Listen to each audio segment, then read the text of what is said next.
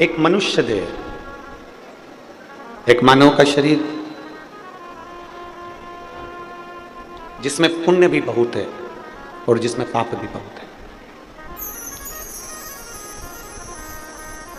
अब पसंद आपकी और हमारी होना चाहिए कि हमें पुण्य पसंद आ रहा है कि पाप पसंद आ रहा है।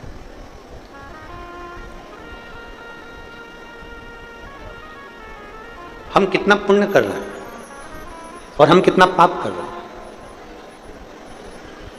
जितने भी संसार के लोग हैं ना, ये अपने पुण्य को तो गिनते हैं कि मैंने गौ माता को रोटी दी, गाय को रोटी दी, मैंने पुण्य किया। बोलो सही बात है कि गलत है? मैंने भूखे को भोजन कराया, मैंने पुण्य किया। दुनिया के लोग अपने अपने पुण्य को गिनने में लगे हुए हैं कि हमने गौ माता को रोटी दी, पुण्य कमा लिया। हमने कथा सुन ली, पुण्य कमा लिया। हमने शंकर जी के मंदिर में जाकर एक लोटा जल समर्पित कर दिया, पुण्य कमा लिया। ये जितना संसार का मनुष्य है, संसार में रहने वाला प्रत्येक मनुष्य अपने पुण्य को देखता कि हमने ये पुण्य कमाया। पर शिव महापुराण की कथा कहती है कभी कभी पुण्य के साथ में पाप का भी एक प्रारंभ हो जाता है। कभी कभी पुण्य के साथ में हम पाप भी कर बैठते। सबसे पहली रोटी किसकी बनती है? जम के बोलो जरा। सबको मालूम है, जितने यहां बैठे हो परतवाड़ा में, और जितने आस्था चैनल पर सुन रहे हैं, जितने फेसबुक यूट्यूब पर सुन रहे हैं, जितने मोबाइल पर सुन रहे हैं, वो भी जानते हैं कि सबसे पहली रोटी गौ माता की बनती है।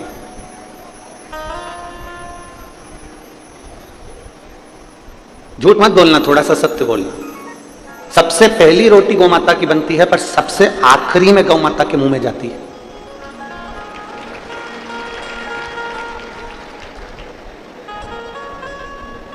कोई कोई ऐसा होगा जिसके घर में पहली रोटी बनी और गाय के मुख में पहले ही चली गई, पर हम तो नहीं कह सकते। बोलो रीजीजियों परतवाड़ा की सत्य है कि गलत है?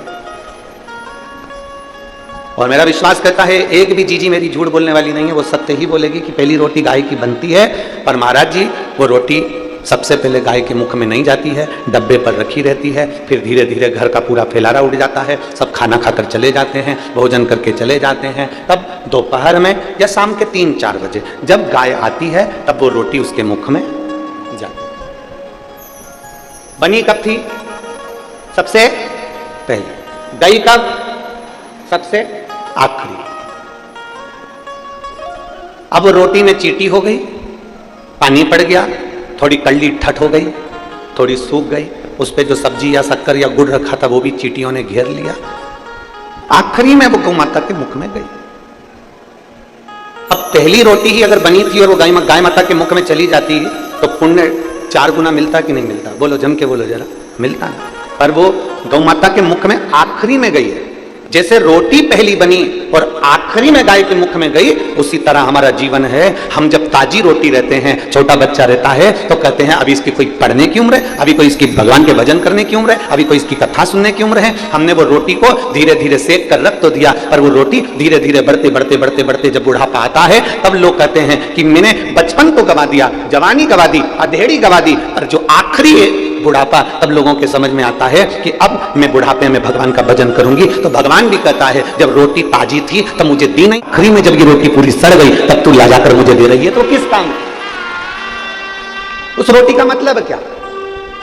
और बचपन खेल में खोया, जवानी नींद भर सोया, और बुढ़ापा देख कर रोया, सिराने मौत हंसती है।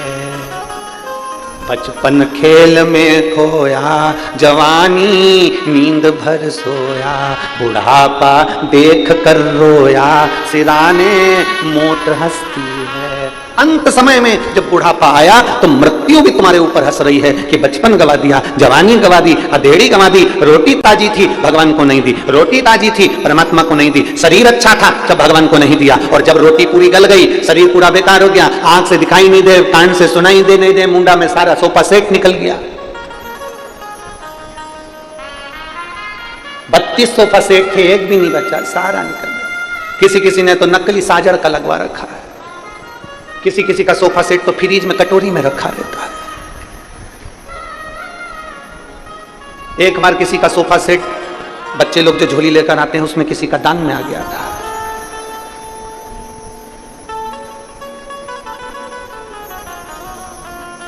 जब घर जाकर वो खोला गया पोट एक डब्बी, तब उसमें जो सोफा सेट निकला तो राघव बोले, कहने लगे पापा देखो तो सर, ये पहली बार किसी ने कुछ नया गिफ्ट दिया।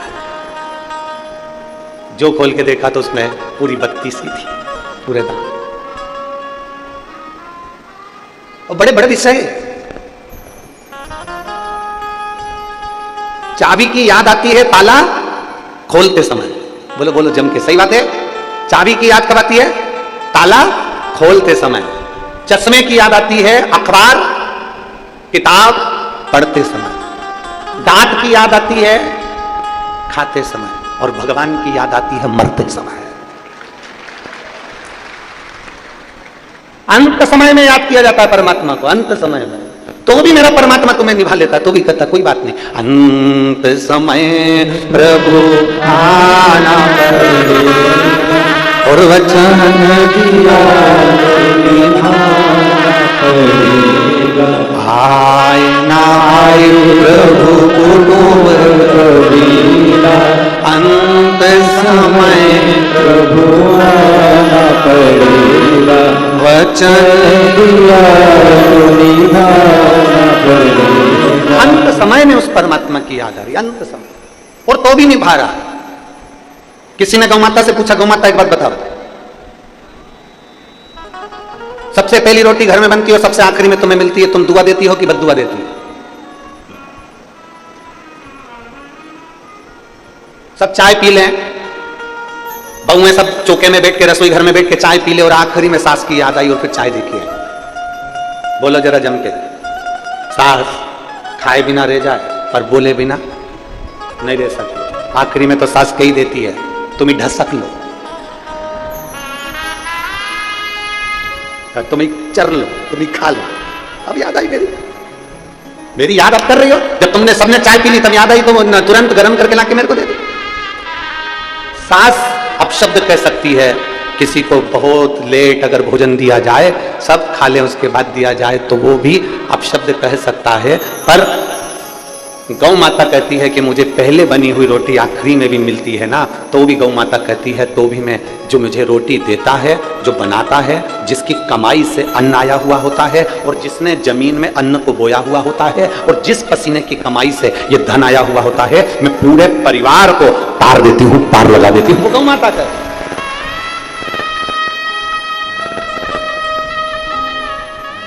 वो गौ माता। भले तुम बाद में दिए तो भी उसने कल्याण कर दिया। कल हमसे किसी ने प्रश्न किया था कि गुरुजी, आजकल लोग नकली का दिखावा बहुत करते हैं, मस्तक पे चंदन लगा लेंगे, बाल बढ़ा लेंगे, त्रिपुंडा लगा लेंगे, गले में रुद्राक्ष पहन लेंगे, और कितना कितना भस्मी रमा ले, कितना दिखावा करते हैं आज के जमाने में। आप कुछ कहते नहीं हो? हमने कहा क्या कहें? शिव महापुराण की कथा तो यहां पर तुलसीदास जी कहते हैं कि तुलसी झूठे भगत को, तुलसी झूठे भगत को मान रखत भगवान। तुलसीदास जी का चरित्र कहता है कि भले वो झूठा भगत हो, भले उसने झूठ का स्वांग रच रखा हो, भले वो लोग को दिखाने के लिए भगत जी बन गया हो, भले दुनिया के लोगों को दिखाने के लिए उसने चंदन लगा लिया हो, भले दुनिया के लोगों को दिखाने के लिए उसने माला पहन ली हो, भले दुनिया के लोगों को दिखाने के लिए वो झूठा भगत बन गया हो, इसके बाद भी मेरे शंकर भगवान भले झूठा भगत है, पर मेरा शंकर उसका कल्याण कर ही देता है।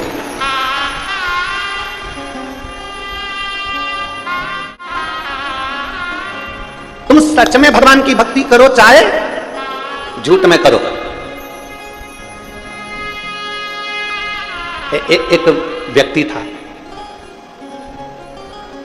वो रोज मंदिर में जाता और गीता जी का पूरा पाठ करके भगवान को सुनाता,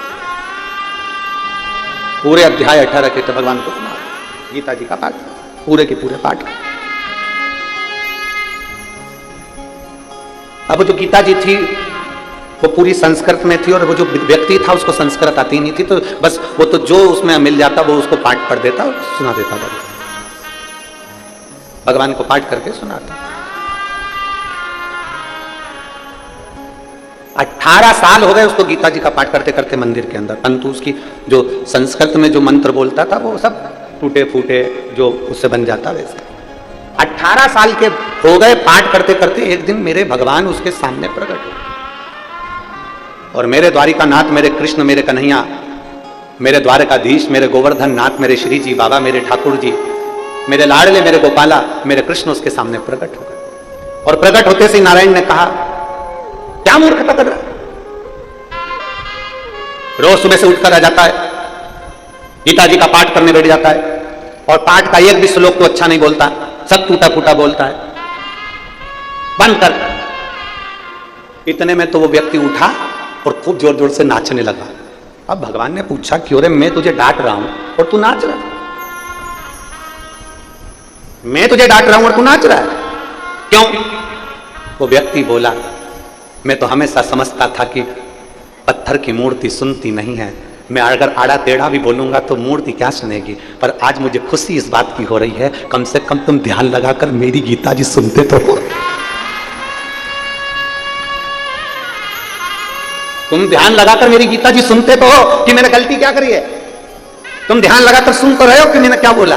भगवान कृष्ण ने उस व्यक्ति को उठाया और अपने हृदय से लगा लिया। कृष्ण कहते हैं, कोई झूठ से जपे चाहे सत्य से जपे, मेरा नाम जपने वाला एक दिन पार उतर ही जाता है। मरा मरा कहे सो राम निकल गया तो पार उतर गया। आप भले किसी भी भाव से जपो, पर जपो, आप किसी भी भाव से मंदिर जाओ पर जाओ। हमसे लोग कहते हैं, तुमने दुनिया के लोगों को लालची बना दिया, जो भी मंदिर जाता है कुछ ना कुछ मांगने के लिए जाता है। हम कहते हैं कैसे भी जाए, यहाँ शास्त्र करे, तुलसी झूठे भगत को मान राखत भगवान।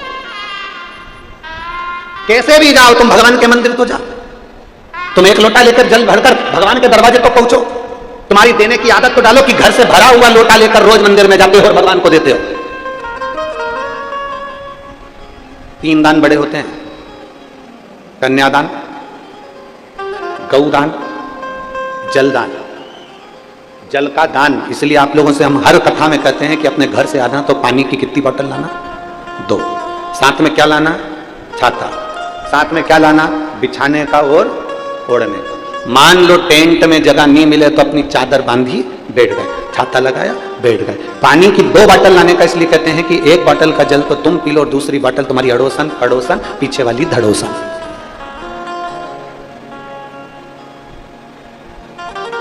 कौन कौन जम के बोलो? अड़ोसन पड़ोसन पीछे वाली धड़ोसन।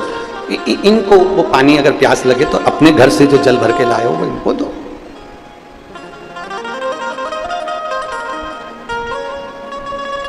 तो एक जनी ने पूछा, गुरुजी तुम पीछे वाली को धड़ोसन क्यों कहते हैं? हमने कहा कुछ भी गलती करेगी ना धम्म से एक दे, इसलिए उसका नाम धड़ोसन।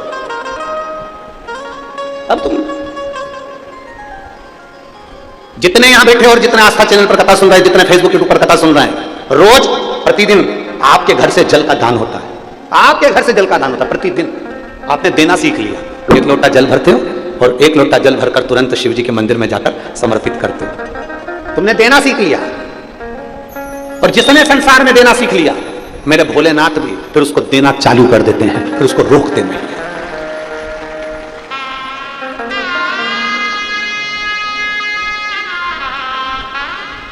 उल्टा जपो, सुल्टा जपो, अच्छा जपो, बेकार जपो, श्लोक आए तो जपो, ना आए तो जपो, भगवान का नाम कैसे भी जपो, मेरा भगवान पार जरूर करता।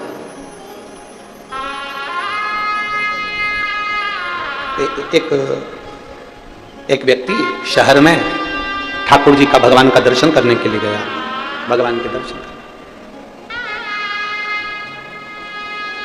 और भगवान का दर्शन करने के लिए जैसे ही भगवान के मंदिर में पहुंचा, वहां के पंडित जी बहुत अच्छी स्तुति गा रहे थे। वहां के पंडित जी बहुत सुंदर स्तुति गा रहे हैं, बहुत सुंदर। पंडित जी बोल रहे थे, विश्वनाथ के श्री चरणों में नयन मेरे अटके। आप भी बोलो एक बार प्रेम से, विश्वनाथ के श्री चरणों में नयन मेरे अटके। फिर से बोलो एक बार, विश्वनाथ के श्री चरणों में नयन मेरे।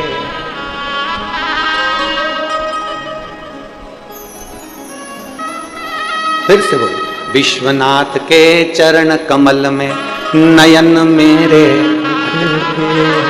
विश्वनाथ के चरण कमल में नयन मेरे। उसने सुना, बड़ा अच्छा लगा, याद करके गांव में पहुंच गया। और जैसे ही अपने गांव में पहुंचा तो सारे गांव वालों से कहा, आज मैं लोटा भर के जल चढ़ाने जाऊंगा, ऐसी स्तुति सीख के आया हूं, सबको सुनाऊंगा, सब याद कर लेना हो। और जैसे ही लोटा भर के जल चढ़ा रहा था, सबको सुना सुना कर गा रहा था, विश्वनाथ के नयन कमल में चरण मेरे अटके। अब बोलना क्या था?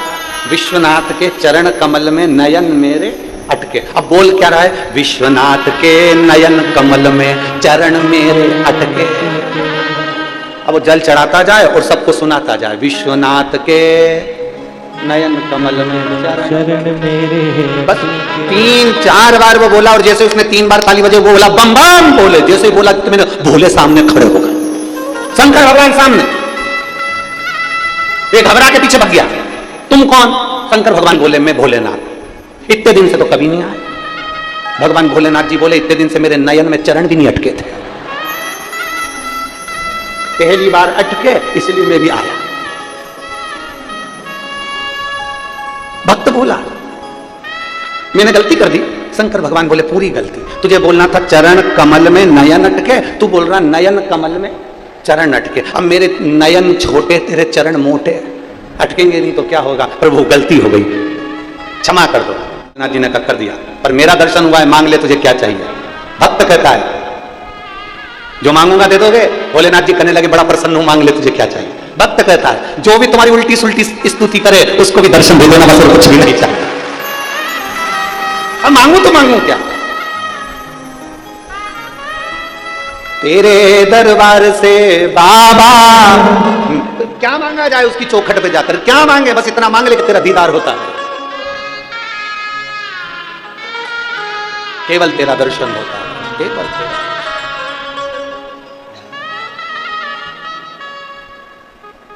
अच्छा बोल रहे हो, स्तुति कर रहे हो, ठीक है, मंत्र आया ठीक, नहीं आया ठीक, नाम तो भोलेनाथ जी का ले रहे हो। शिव की स्तुति में आप जैसा भजना चाहो वैसा मिल जाए। शंकर भगवान को आडंबर पसंद नहीं है। तुम्हारे दुनिया के लोग कितना भी आडंबर कर लें, 4 घंटे तक खूब जो आडंबर करना करो, एक साधारण सा भगत आता है, 1 लोटा जल लाता है, शिव जी को चढ़ाता है, बेलपत्री धोता है, वही बेलपत्री शिव जी को चढ़ा देता है, मंदिर की सफाई कर देता है, मंदिर का श्रृंगार कर देता है, उन्हीं चढ़े हुए फूल से ही भगवान को वापिस सजा देता है। वो अपने साथ फूल भी नहीं लाया, जो थे उसी को उठा लिया और वापिस भगवान का श्रृंगार कर दिया। इतने में तो भी मेरा शंकर प्रसन्न है। एक पत्र है,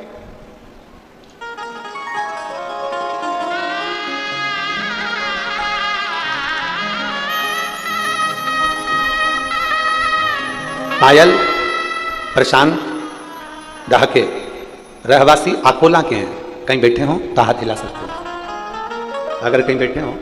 आप ही हैं? बच्चा आया है क्या साथ में? आया है? ले आओ, ले आओ।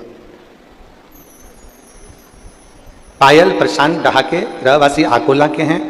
मेरी शादी को 12 साल हो गए थे, मुझे संतान का कोई सुख नहीं था। जिन डॉक्टरों को दिखाने के लिए जाते थे वो डॉक्टर कहते थे कि तुम्हारे यहाँ संतान का सुख नहीं है।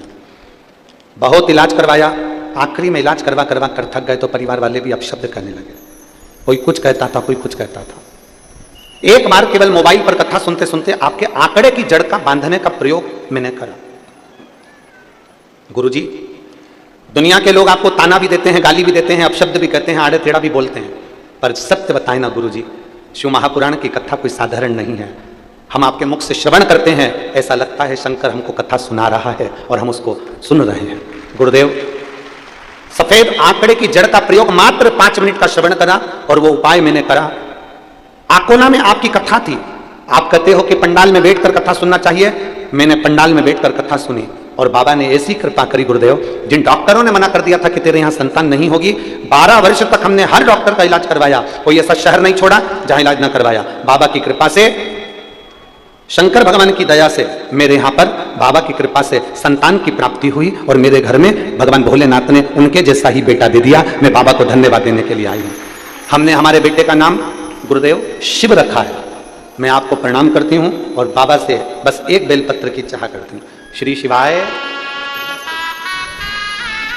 शिव तत्व की प्राप्ति। ओम घड़ी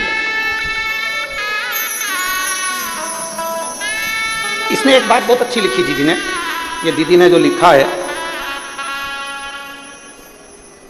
इन्होंने लिखा ना मुझे यज्ञ आता है, ना मुझे अनुष्ठान आता है, ना मुझे तप आता है, ना मुझे साधना आती है, ना मुझे व्रत आता है, मैं तो केवल इतना जानती हूं कि मुझे श्री शिवाय नमस्तुभ्यम आता है, उतना ही काफी। आप पंचाक्षर मंत्र जप लो नमः शिवाय, आप षडाक्षर मंत्र जप लो ओम नमः शिवाय, आप श्री शिवाय नमस्तुभ्यम जप लो, उतना ही काफी। बधाई हो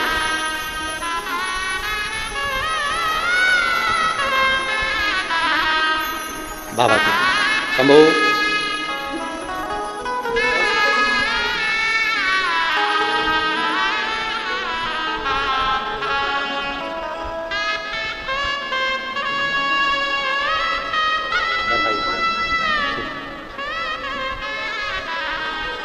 शिव तत्व की प्राप्ति। और जब तक शंकर कृपा, आपको कोई साधना की बहुत बहुत देर तक नेत्र बंद कर बैठ गए, जप रहे हो, साधना कर रहे हैं, बहुत घंटों तक बैठे हुए हैं और मन स्थिर नहीं है, भोलेनाथ नहीं मिल सकता। शिव महापुराण की कथा तो केवल इतना कहती है कि एक लोटा जल भी चढ़ाओ ना तो तुम्हारे मन को, जब तक जल चढ़े तब तक तुम्हारा चित्त मेरे बाबा में होना चाहिए, उतनी देर का जप भी तुमको पार कर सकता है। एक क्षण का जप भी तुम्हें, एक पत्र है,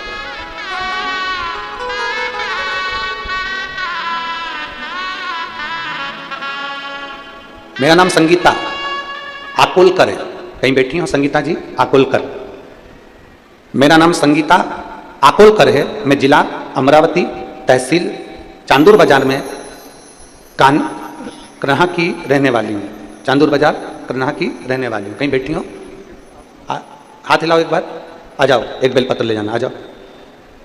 पति आए हैं क्या साथ में? पति आए हैं साथ में, हिलाओ हाथ। ठीक है। मैं जिला अमरावती तहसील चांदूर बाजार की रहने वाली हूं, मेरा नाम संगीता आकुलकर है। एक लोटे जल का मैं क्या वर्णन करूं गुरुदेव। मेरे पति की अचानक तबीयत खराब हो गई और हमने नागपुर के डॉक्टरों को दिखाया, पत्र को आप एलईडीओं पर पढ़ सकते हैं, नागपुर के डॉक्टरों को दिखाया, उन्होंने जांच की और उसमें ब्रोन कैंसर बताया। जब ब्रोन कैंसर बताया, सुनने के बाद हम पाँव के नीचे से जमीन खसक गई गुरुदेव। और मेरे जमाई, हमने बहुत से डॉक्टरों को दिखाया, सब डॉक्टरों ने 2 महीने की गारंटी बताई, क्योंकि कैंसर पूरे शरीर में फैल चुका था, बोन कैंसर था, पूरे शरीर में फैल चुका था। एक डॉक्टर के पास कीमो चालू किया और फिर एक दिन टीवी पर आपकी कथा चल रही थी, हमने कथा सुनी।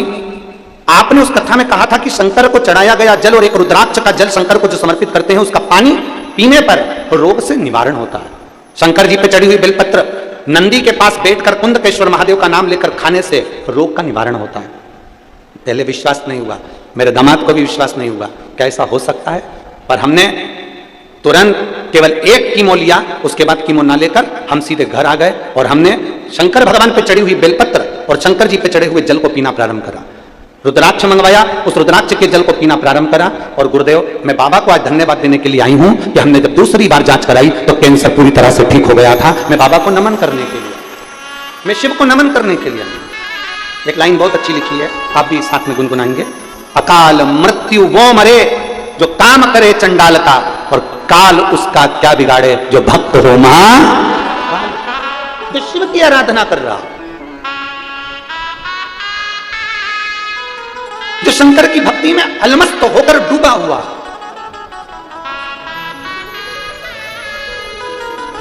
एक लोटा जल आप जब देवाधिदेव महादेव को चढ़ाओ तो तुम्हारी चित्त और वृत्ति दोनों शिव में होना चाहिए। कई घंटों का बैठ कर जब तक करने का हम नहीं कहते। हमने आज तक अपने व्यासपीठ से नहीं कहा कि बहुत घंटों तक बैठे रहो। हम तो कहते हैं जितनी देर जल चढ़ाओ उतनी देर मन बढ़ा जाओ।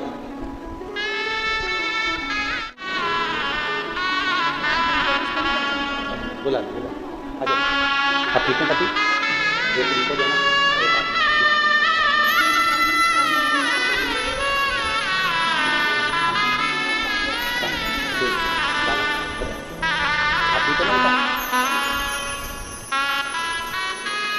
और खाली ना जाता कोई दर से तुम्हारे, खाली ना जाता कोई दर से तुम्हारे, मैं भी खड़ी हूँ नदी पारे पसारे, अपने हृदय से लगा लो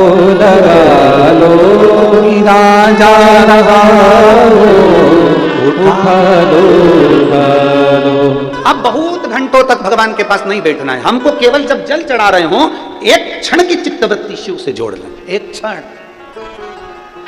क्षण बस हमारा शंकर का हो, शंकर हमारा।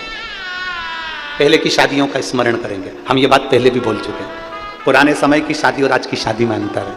आज के जमाने में लड़के को लड़की दिखाई जाती है, लड़की को लड़का दिखाया जाता है, होटल में मिलाया जाता है, बात पक्की करी जाती है, फिर रात्रि को 9 बजे से लेकर 2:30 बजे तक फोन पे बात चल। बोलो सही है?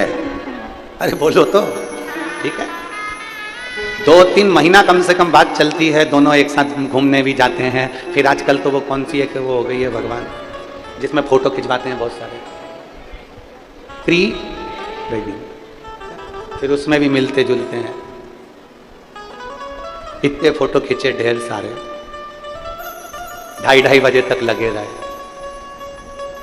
2:30 बजे तक लगे रहे और 2.5 साल नहीं टिक पाए। 2.5 साल में अदालत में केस पहुंच गया। जो इतना अच्छा लग रहा था कि तुम्हारे बिना रह नहीं सकती, अब उससे कहती तेरा मुंह नहीं देख सकती।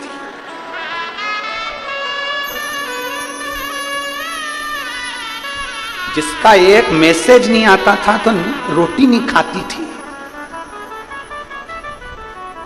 अब वो अदालत में कहती है कि ये मेरा दहेज खा गए।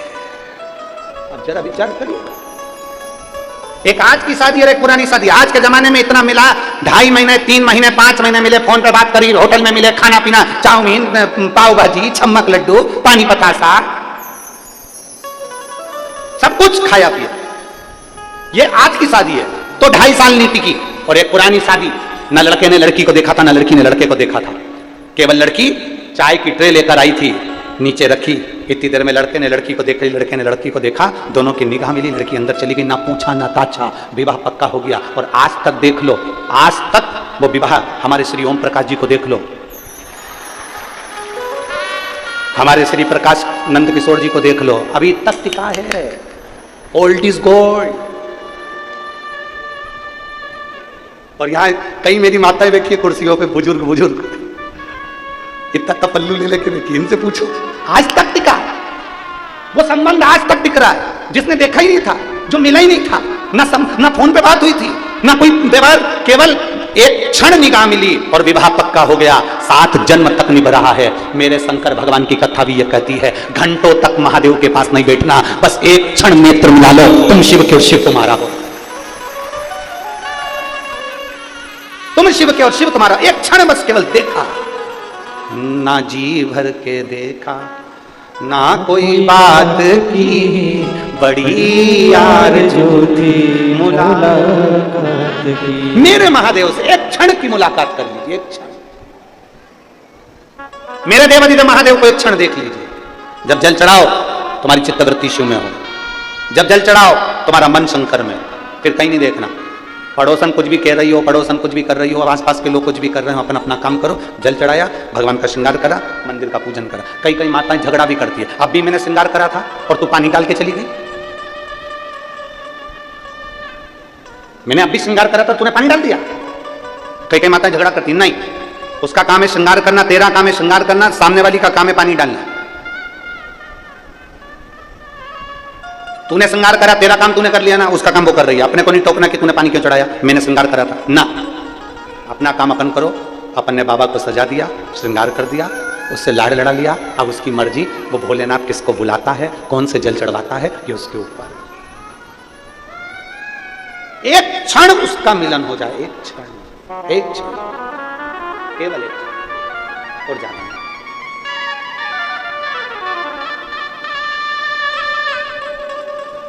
वो हम एक लाइन पहले गुनगुनाते थे, गाएंगे नहीं, इसके गुनगुना लेंगे हो, हम पहले बहुत गुनगुनाते थे।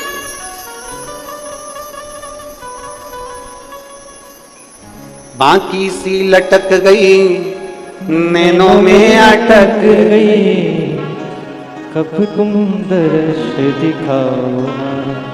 बाकी सी लटक गई नैनों में अटक गई, कब तुम दर्श दिखाओ। ओ काशी के भोलेनाथ मने थारी याद सतावे, ओ काशी के भोलेनाथ मने थारी याद सतावे। खींच क्या ना रोगे भोलेनाथ, खींच क्या ना रोगे भोलेनाथ, मने थारी याद सतावे। ओ काशी के भोलेनाथ मने थारी याद सतावे।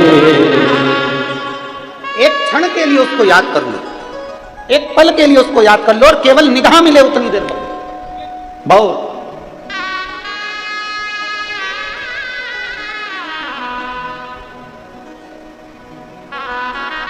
महाराज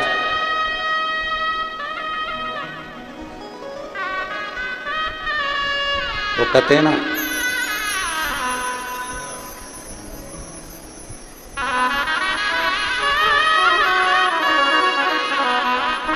हम जितना ग्रहण कर रहे हैं, हम जितनी देर भगवान का भजन कर रहे हैं उस पूरी समय में, और हम आज एक बात और आप लोगों से कहना चाहेंगे, 3 घंटे की कथा में आधा घंटा आशीष भैया ले लेते हैं, 2.5 घंटे की कथा होती है, पूरी 2.5 घंटे की कथा तुम्हारे दिल में नहीं बैठती है, पूरे 2.5 घंटे की नहीं बैठती, पर 2.5 घंटे में एक क्षण कोई ऐसा आता है जो कथा तुम्हारे दिल में बैठ जाती है, और तुम देवाधिदेव महादेव के हो जाते हो और महादेव तुम्हारा हो जाता है। कई लोग कहते हैं गुरुजी कोई जरूरी है क्या सबके हृदय में शंकर बैठेगा? हम कहते हैं पानी बरस रहा है, बाहर निकले हो तो गीले तो हो गए, बस ये है कि अंदर तक गीले नहीं हुए तो बाहर से हो गए, कोई अंदर से हो गया कोई बाहर से हो गया। उसी तरह जो महापुराण की कथा अगर बरस रही है, और जो कथा के पंडाल में पहुंचा है, जो कथा के पंडाल के सामने पहुंचा है, जो टीवी पर सुन रहा है, जो मोबाइल पर सुन रहा है, जो फेसबुक यूट्यूब पर सुन रहा है, जो पंडाल के बाहर या अंदर बैठकर सुन रहे हैं, बाबा देवाधिदेव महादेव की कथा में थोड़े ना थोड़े गीले तो जरूर हो गए, मेरा बाबा तुम्हारा कल्याण तो जरूर करेगा, निश्चित है वो करेगा जरूर, मेरा शंभू तुम्हारा कल्याण जरूर करेगा, ये पक्का, क्योंकि तुम थोड़े ना थोड़े उसमें रमे हो।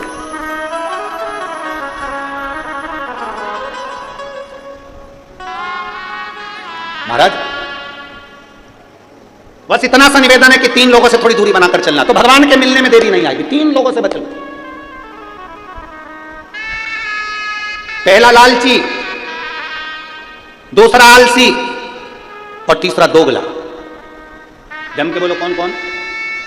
3 लोगों से बचने का प्रयास करना। पहला लालची, जिसके अंदर बहुत लालच भरा हो, नहीं मैं मंदिर जाऊंगा, मेरे पास में ये आएगा, मैं ऐसा करूंगा, मेरे पास में धन कमाई होगी, ऐसा होगा वैसा होगा। ना बाबू, लालच में कभी भगवान को मत रिझाना। अगर भगवान के दरवाजे पर जा रहे हो ना, तो ये सोच कर जाना, शिव पुराण में जा रहे हो ना, ये सोच कर जाना कि बाबा ने अपनी डायरी में तुम्हारा नाम लिख के रखा होगा, इसलिए तुमको कथा में बुलाया होगा। शादी में पत्रिका छपाते हो, पूरे परतवाड़ा को बांटते हो क्या? अरे बोलो तो जम के, नहीं। तुम्हारा मन होता है तुम उसका नाम लिखते हो, भैरू सिंह, राम किशन, रामलाल, ये कमलाबाई, बिमलाबाई, जो तुम्हारा मन पड़ता है तुम उसको बुलाते हो। अब यहाँ इतने लोग बैठे हैं, क्या पूरे परतवाड़ा के लोग यहीं मिल जाएंगे क्या? जम के बोलो, क्या पूरे परतवाड़ा के लोग यहाँ पर आए हैं? नहीं।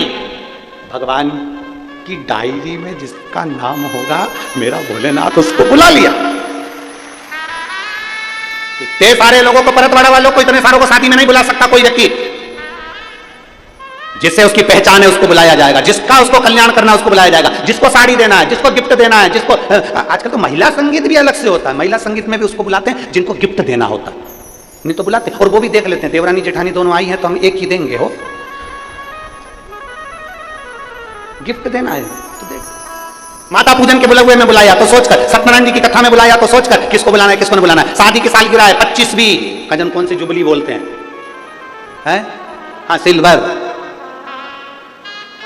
गोल्डन भी होती है।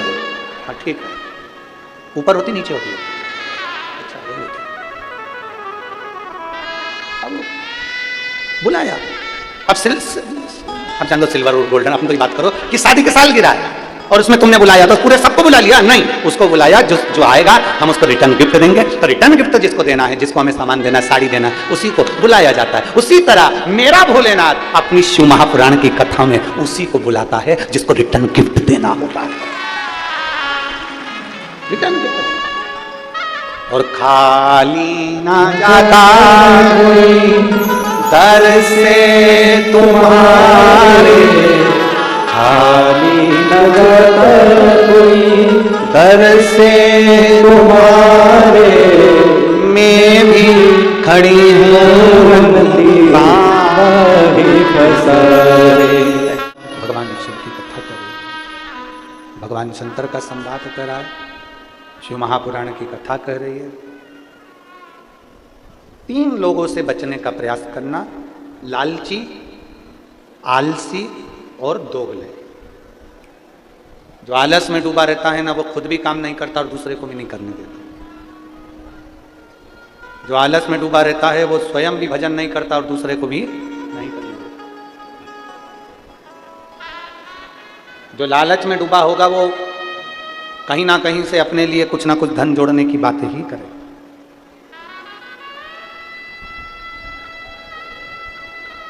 और कितना भी धन मिल जाए, कितना, शिव महापुराण की कथा कहती है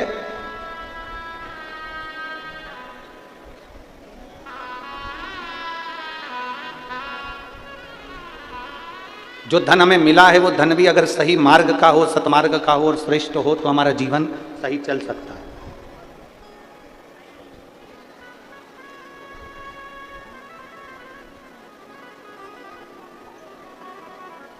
तीन तरह का धन बचाना भी कठिन है महाराज। शिव महापुराण ये भी कहती है 3 जगह का धन बड़ी मुश्किल से बचता है। अगर इनका धन अपने पास में है तो उसके लिए भजन का बल बढ़ाना जरूरी है, भगवान का भजन करना जरूरी है। 3 जगह का धन बचाना बड़ा कठिन काम है और उसका भजन बढ़ाना पड़ता है। 3 जगह का धन, पहला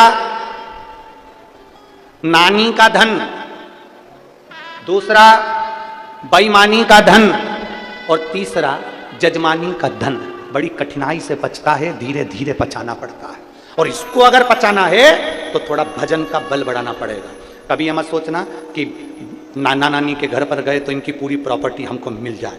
वो मिल तो जाती है पर पचाना भारी पड़ जाता है। इसलिए प्रयास करना, भोलेनाथ जी से कहना हमें हमारे भाग्य का देना, हमें दूसरे के भाग्य का नहीं चाहिए। थोड़ा स्लो, हमें हमारे भाग्य का दो, भोलेनाथ जी से कहा हमें दूसरे के भाग्य का नहीं चाहिए। नानी का धन, बेईमानी का धन और जजमानी का धन। कोई ये सोच ले कि मैं जजमान के घर पर गया हूं और मुझे बहुत सारा धन मिल जाए। धन तो मिल जाएगा पर महाराज इतना याद रखना कि भजन के बल को बढ़ाना पड़ेगा, गायत्री को बढ़ाना पड़ेगा। जब हम गायत्री के जाप ज्यादा करेंगे, गायत्री का स्मरण करेंगे, जब हमारे भजन का बल बढ़ाएंगे, हमारे भगवान की भक्ति का बल बढ़ाएंगे, तब जजमान के घर का धन भी बच सकता है। जब हमारे भजन का बल बढ़ता है तब हम नानी के घर का धन भी बचा सकते हैं। 3 जगह का धन बचाना भारी पड़ जाता है, नानी के घर का, बेईमानी का और जजमानी। बेईमानी का धन भी बचाना बड़ा कठिन है। कहीं से आएगा, कहीं निकल जाएगा, रोग में लग गया, बीमारी में लग गया, एक्सीडेंट हो गया, ये हो गया, वो हो गया, दुख ही दुख जिंदगी में आते रहे और तकलीफें भोगते रहे। बड़ा कठिन है हमारा, बड़ा। थोड़ा सा आप लोगों को बुरा जरूर लग सकता है कि गुरुजी आप बोल रहे हो नानी के घर का धन तो नाती पंथी के लिए होता है, मना नहीं है। पर अगर तुम लेकर आए हो, जिद कर कर, झगड़ कर, लड़कर तुम लेकर आ तो गए, परंतु इतना याद रखना कि उस धन का सदुपयोग करने के लिए थोड़ा सा धर्म भी करना, गौ माता की सेवा करना। नानी के यहाँ का धन आया है तो थोड़ा गौ माता की सेवा में लगाओ। नानी के घर का धन आया है तो कहीं ऐसा कार्य करना, कोई गरीब की लड़की हो, उसकी शादी नहीं हो रही हो, पैसा नहीं हो तो उस गरीब के कन्यादान में भी लगाओ, गरीब के विवाह आदि में। कोई बच्चा पढ़ना चाहता है, विद्या लेना चाहता है, एजुकेशन करना चाहता है, उसके पास में विद्या का धन नहीं है, पढ़ने के लिए धन नहीं है, तुम नानी के यहाँ से लाए हो, बेईमानी का धन आया है या कोई धन ज्यादा आ गया, उसमें से थोड़ा सा निकाल कर बच्चे की एजुकेशन में लगा दो। हम ये नहीं कहेंगे कि तुम कहीं ले जाकर इधर उधर, तुम तो उस बच्चे की एजुकेशन में लगाओ, पढ़ाओ, विद्याध्ययन कराओ, प्रयास करो। पचाना कठिन है, इसलिए अपने भजन के बल को बढ़ाइए। एक ब्राह्मण, एक साधु, एक सन्यासी, एक तपस्वी, एक साधक, एक उपासक अगर किसी के घर का भोजन भी कर आते हैं तो उनको गायत्री का बल बढ़ाना पड़ता है। अगर भोजन कर आए हैं ना तो फिर उनको भगवान का भजन का बल बढ़ाना पड़ेगा, गायत्री बढ़ाना पड़ेगी, तब जाकर हम जिसके यहां का खाकर आए हैं उसका पच पाएगा। आप सबको मालूम है 7 दिन की कथा में से 4 दिन हम किसी से नहीं मिलते, और यहाँ जजमान बैठे हैं जिनके घर पर हम ठहरे, यजमान पत्नी भी बैठी हुई, इनसे पूछो, प्रकाश नंद किशोर जी से, उनकी धर्म पत्नी जी बैठी हुई है, लता जी उनसे पूछिए, या फिर श्री ओम प्रकाश जी बैठे हैं उनसे पूछिए, या उनकी धर्म पत्नी बैठी है सीमा जी उनसे पूछिए, क्या गुरु जी इनसे मिले? आज 3 दिन हो गए, आपसे हमारा कोई मिलना जुलना नहीं। इनके घर के बच्चों से भी पूछ लो, क्या गुरु जी नीचे उतर कर आए, किसी से बात करी, मिलना हुआ? नहीं। हमारे ठाकुर जी की सेवा, हमारा जो शिवलिंग है उसकी आराधना, हमारे शालिग्राम भगवान है उसकी पूजन, अपना पाठ और आराधना, अपना भजन का बल बढ़ाओ, क्योंकि जिनके यहाँ पर ठहरे हैं अगर हम उनका भोजन कर रहे हैं तो अपने भजन का बल बढ़ेगा, तो जिनके यहाँ पर ठहरे हैं मेरा भोलेनाथ उनकी भी कृपा करता हुआ आगे अग्रण्यता, भजन के बल को बढ़ा। किसी भंडारे में से भोजन कर जाओ तो भजन के बल को बढ़ाओ। शिव महापुराण में आए हो, भंडारे का अगर भोजन कर रहे हो तो भजन का बल बढ़ाना, अपने घर जाना, जाने के बाद में शंकर जी को 1 लोटा जल चढ़ाना प्रारंभ करना, श्री शिवाय नमस्तुभ्यम बोलना प्रारंभ करना, क्योंकि हमने अन्न खाया है तो अपने भजन के बल को बढ़ाएंगे हम, अपने भजन के बल को बढ़ाएंगे। कैसा भी करो, कैसा भी करो, पर करो। बहुत कठिन में पछता है, बहुत शिव महापुराण की कथा कर रही है, भगवान शंकर का चरित्र कराए, शिव महापुराण की कथा कर रही है। भगवान देवाधिदेव महादेव ने समझाने का प्रयास किया ब्रह्मा जी को, देवाधिदेव महादेव ने समझाने का प्रयास किया था देवर्षि नारद को, नारद जी से भी भगवान शंकर ने कह दिया था, नारद तुमने कामदेव पर विजय प्राप्त कर ली, पर इतना याद रखना ये किसी के पास जाकर मत बोलना कि तुमने कामदेव पर विजय प्राप्त कर ली। पर नारद जी नहीं माने, अपने अहम में डूबे थे देवर्षि नारद, अपनी गुणवत्ता दिखाने के लिए भगवान नारायण के पास पहुंचे,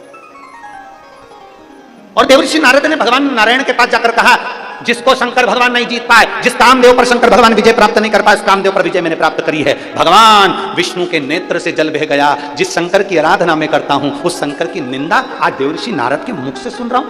शिव महापुराण की कथा कहती है, शंकर की निंदा करने वाला और शंकर की निंदा सुनने वाला, इन दोनों को पशु की योनि मिलती है, इन दोनों का पशु का मुख मिलता है।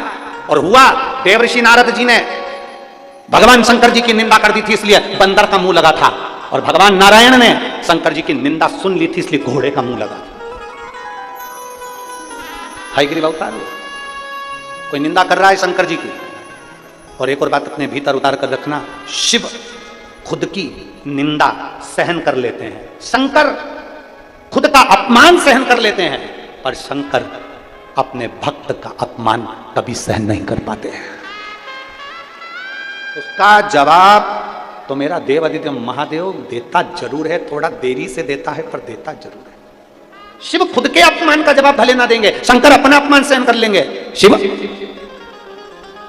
अपना अपमान सहन कर सकते हैं पर अपने भक्त का अपमान सहन नहीं कर सकते, उसका जवाब देवाधिदेव महादेव देता है। समय आता है, समय की प्रतीक्षा करना चाहिए। इसलिए बार बार कहते हैं, मत बुरे कर्म कर बंदे वरना पछताएगा, भगवान की आंखों से तो बच नहीं पाएगा, तू बच नहीं पाएगा। अरे ओ अज्ञानी मत करना गानी, तेरे कर्म का फल भी तू ही पाएगा, जैसा किया तूने तेरे आगे आएगा। मत बुरे कर्म कर बंदे वरना पछताएगा, भगवान की आंखों से तो बच नहीं पाएगा, तू बच नहीं पाएगा। प्रयास करिए।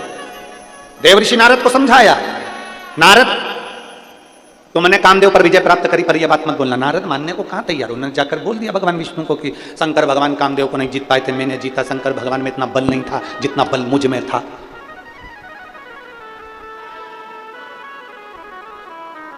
तुम कितने बड़े भी ज्ञानी बन जाओ, तुम कितने बड़े भी धनपति बन जाओ, तुम कितने बड़े भी करोड़पति अरबपति बन जाओ, परशु महापुराण की कथा कहती है कभी भी अपने धन का नशा मत बताना, कभी अपने ज्ञान का अभिमान प्रदर्शित मत करना। तुम कितने बड़े भी ज्ञानी बन जाओ, ज्ञानी जो पुरुष होता है वो देखता है मौन रहकर, मेरे शंकर जैसा चुप रहकर धारण करते जाता है, धारण करते जाता है। अगर तुम बहुत ज्ञानी हो और अपने ज्ञान का दिखावा कर रहे हो तो तुम ये केवल आडंबर कर रहे हो, केवल आडंबर। तुम ज्ञानी हो, तुम में बहुत ज्ञान है, और तुम अगर उस ज्ञान का दिखावा कर रहे हो तो आडंबर कर रहे हो। दिखाना किसको चाहते हो, किसको बताना चाहते हो? तुम शंकर भगवान के बहुत बड़े भगत हो, तुम शिव जी को एक लोटा जल चढ़ाते हो, तुम शंकर जी के मंदिर जाते हो, तुम शंकर भगवान की आराधना करते हो, तुम श्री शिवाय नमस्तुभ्यम का जाप करते हो। मेरा निवेदन है जीजियों, मेरे जीजाओं, निवेदन है आपसे, कभी इसका आडंबर मत करना कि मैं 1 महीने से मंदिर जा रही हूँ, कि मैं 4 महीने से जा रही हूँ, कि मैं 6 महीने से जा रही हूँ। बाबा भोलेनाथ जी को धन्यवाद देना कि तूने मेरा शरीर अच्छा रखा है, इसलिए तेरे दरवाजे पर आ रही है।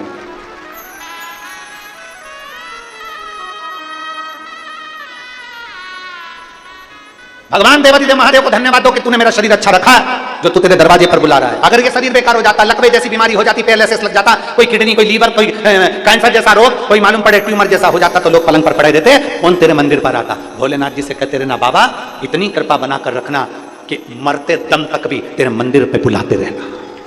पलंग पर मत पटकना, जमीन पर मत पटकना, हॉस्पिटल में मत पटकना, तेरे दरवाजे पर बुलाते रहना। इस शरीर को चलाते रहना और तेरी चौखट पर बुलाते रहना। बाबा इस शरीर को दूसरे के अधीन मत करना, बाबा ऐसी कृपा करना कि मैं अपने कपड़ों को खुद पहन सकूं, मेरे कपड़े कोई दूसरे ना पहनाए, ऐसी अधीनता मत देना। हॉस्पिटल में ले जाकर मत पटक देना, कहीं किसी दशा में मत पटक देना। बाबा ऐसी कृपा करना कि मैं अपना काम खुद कर सकूं, अपने शरीर का प्रयोग मैं खुद करूं। चलकर तेरे दरवाजे पर आऊं और फिर निवेदन करूंगा परतवाड़ा की जीजियों से, निवेदन करूंगा फेसबुक यूट्यूब पर कथा सुनने वालों से, निवेदन करूंगा आस्था चैनल पर कथा सुनने वालों से कि भगवान से प्रार्थना करना कि तुम्हारे नजदीक में कथा हो। और अगर भगवान ने तुम्हें 4 व्हीलर गाड़ी दी है, ट्रैक्टर दिया, ट्रॉली दी, गाड़ी दी, पिकअप दी, मोटरसाइकिल दी, भगवान ने तुम्हें साइकिल दी, तो भगवान ने तुम्हें गाड़ी दी है, तो भगवान से प्रार्थना करना कि मेरे नजदीक में जब कथा हो तो मैं भी 4 लोगों को अपनी गाड़ी में बिठाकर कथा सुनाने के लिए लेकर जाऊं। ऐसी कृपा करना, ऐसी दया करना कि मेरी गाड़ी सत्संग के काम आए, ऐसी दया को करना, ऐसी कृपा। बेकार शरीर किसी और अन्य काम में आए, झूठ बोलने में, कपट बोलने करने में, छल बेईमानी में काम में आए तो क्या मतलब, क्या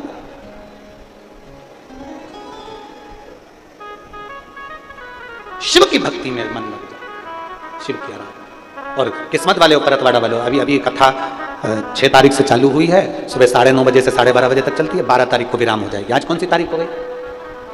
कितने दिन की कथा और बची है? 4। 12 तारीख को विराम हो जाएगी। 16 तारीख से कुरुद छत्तीसगढ़ में शिव महापुराण की कथा दोपहर में 2 बजे से 5 बजे तक प्रारंभ हो जाएगी। ये 12 तारीख को विराम होगी और 16 मई से छत्तीसगढ़ कुरुद में कथा प्रारंभ हो जाएगी दोपहर 2 बजे से 5 बजे। उस कथा का नाम हमने दिया गौरी शंकर शिवपुराण। वहां प्रारंभ मिले मौका अपने नजदीक में, भगवान से कहना ये शरीर ऐसा बनाकर रखना तेरी कथा में पहुंचता है। एक पत्र है, पत्र थोड़ा लंबा ज्यादा है पर अच्छा है। योगिता शिवलाल सोजारे, मुकाम बागडोह, शहनूर, पोस्ट पत्थरोट, तहसील अचलपुर, जिला अमरावती। कहीं बैठी हो तो हाथ हिला सकती हैं, अगर कहीं बैठी हो तो हाथ हिला सकती हैं। योगिता शिवलाल सोजारे, मुकाम बागडोह, शहनूर, पत्थरों, तहसील अचलपुर, जिला अमरावती। मेरा मोबाइल नंबर ही है। कहीं बैठी हैं? अच्छा दिख गए हो। श्री शिवाय नमस्ते। आ जाओ, एक बेलपत्र ले जाना, आ जाइए।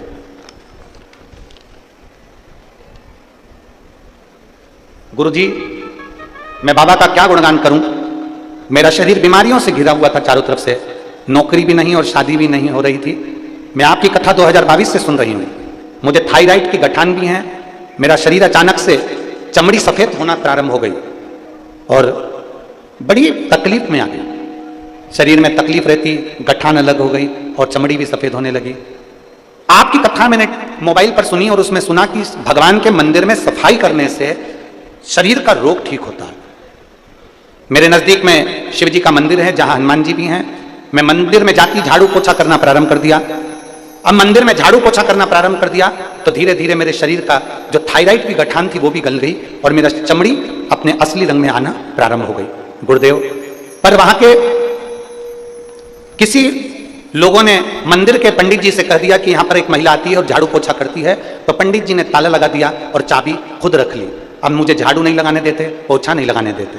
तब मैंने पंडित जी से निवेदन करा, पंडित जी मैंने सियोर वाले महाराज की कथा सुनी है, वो कहते हैं कि मंदिर में झाड़ू पोछा करने से, सफाई करने से शरीर का रोग समाप्त होता है। पंडित जी, मेरा थायराइड की गठान गल गई है और मेरे शरीर की जो सफेद चमड़ी थी वो भी अपने असली रंग में आना चालू हो गई है, मुझे मंदिर में झाड़ू पोछा करने दो। तब पंडित जी नहीं माने, फिर मैंने निवेदन करा, बार बार विनती करी, तब गांव के लोगों ने भी उनसे निवेदन करा, तब पंडित जी ने चाबी देना प्रारंभ करी और मैंने झाड़ू पोछा करना प्रारंभ करा। आज मैं बाबा को धन्यवाद देने के लिए आई हूं, क्योंकि बाबा की कृपा से मेरी थायराइड की गठाने गल गई और मेरी जो चमड़ी सफेद हो रही थी अब धीरे धीरे वो अपने असली रंग में आना प्रारंभ हो गई। मैं बाबा को धन्यवाद देने के लिए यहां पर पहुंची हूं। बाबा को मैं धन्यवाद देती हूं। गुरुदेव, बाबा ने मुझे ठीक करा, मैं बाबा को साधुवाद देती हूँ। आ जाओ बेटा।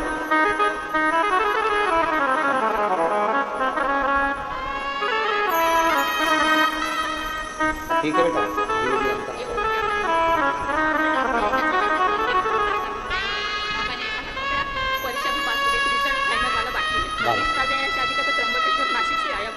बता रही है, जॉब के लिए कर रही थी वो भी बाबा ने सुन लिया और शादी नहीं हो रही थी वो भी बाबा ने सुन ली और शरीर में जो रोग था वो भी धीरे धीरे समाप्त हो रहा है। यही शिव तत्व संभव। अब निवेदन कर रही है, अब बस बाबा से प्रार्थना है मैं भी एक बार कथा करवा लूं। बाबा कराए संभव संभव।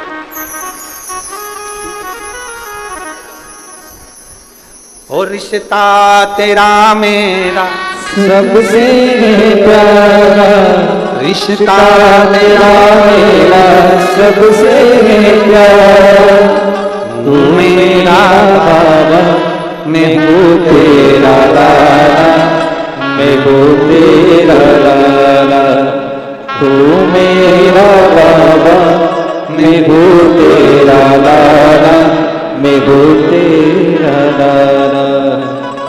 शिव आराधना जिसने दिल से कर, थोड़ा ये फाइल थोड़ी मोटी हो सकती है, इसको कम करने में समय लग सकता है, दुख बड़ा हो सकता है, पर मेरे बाबा धीरे धीरे उस दुख को काटते जरूर हैं, ये निश्चित है। थोड़ा समय लग सकता है, थोड़ा समय लगेगा। शिव भक्ति सरल नहीं है, शंकर को जानना सरल नहीं है।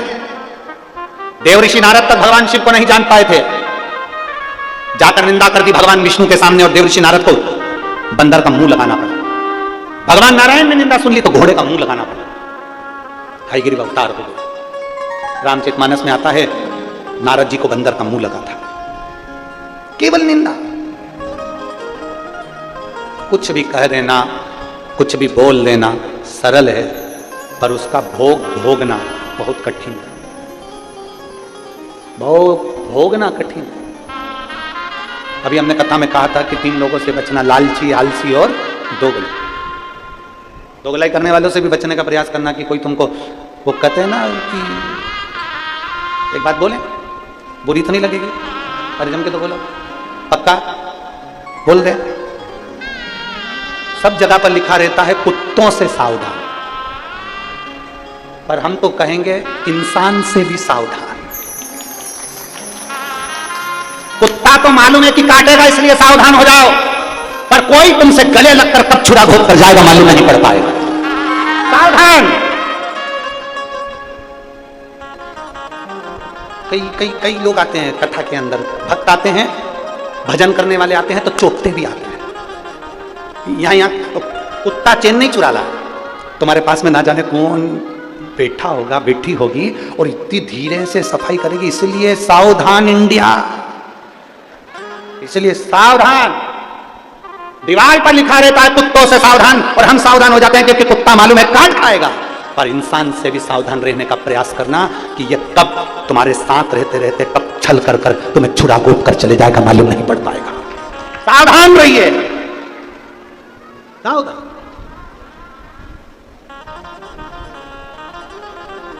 बहुत सावधान।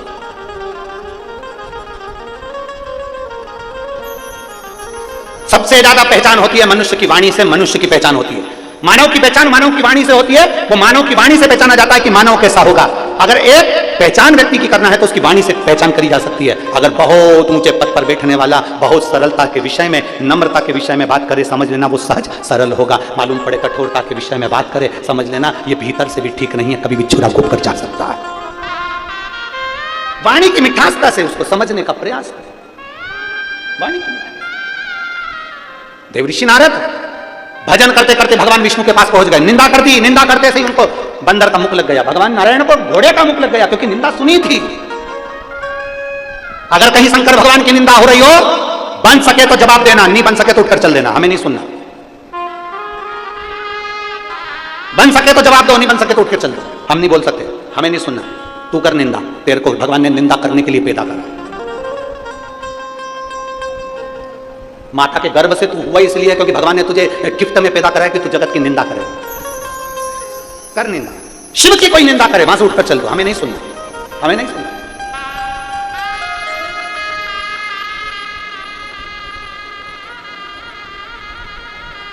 हमसे कई लोग कहते थे तुम्हारे शंकर भगवान भांग धतूरा धारण